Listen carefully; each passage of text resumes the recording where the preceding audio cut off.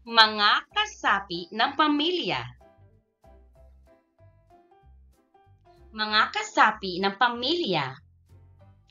Ang pundasyon ng ating pagkatao ay nagsisimula sa tahanan.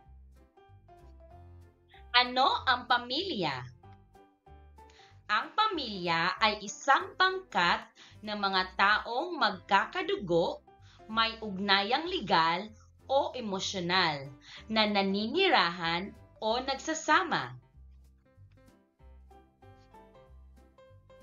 Dito, natutunan ang mga pangunahing halaga ng pagmamahal, paggalang at pagkalinga.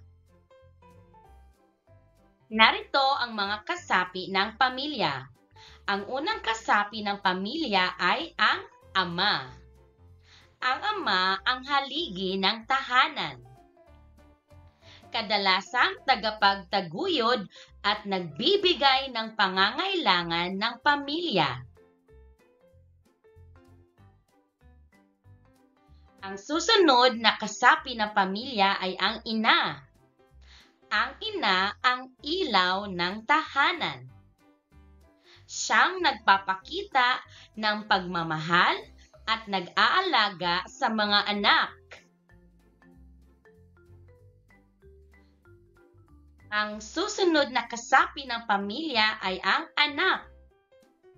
Ang anak ang mga tagapagmana ng mga aral at tradisyon ng pamilya. Ang ikaapat na kasapi ng pamilya ay ang lolo at lola. Sila ang mga pinuno ng pamilya na nagbibigay gabay at katarungan. Narito ang mga gampanin ng bawat kasapi ng pamilya. Ang una ay ang ama. Ang ama ang tagapagbigay ng pangangailangan ng pamilya. Nagbibigay ng disiplina at suporta. Siya naman si ina. Nagsisilbing gabay at tagapag-alaga sa pang-araw-araw na gawain sa tahanan. Ikatatlo, anak. Tungkulin ang matutunan ang mga aral ng buhay at respetuhin ang bawat kasapi ng pamilya. Ikaapat, lolo at lola. Sila ang nagbibigay ng mga tradisyon, kwento at aral mula sa kanilang karanasan. Ang papel ng pamilya sa lipunan. Ang pamilya ang unang guro ng bawat bata.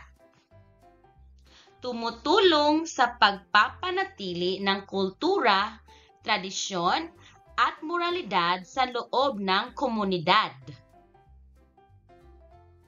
Pagmamahal at pagtutulungan.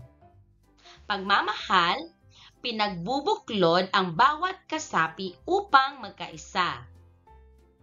Pagtutulungan, susi upang maharap ang mga hamon at pagsubok sa buhay.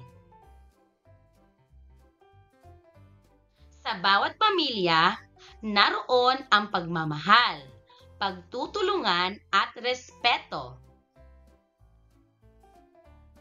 Ang pagkakaroon ng maayos at matatag na pamilya ay mahalaga sa pagbuo ng isang maunlad na lipunan.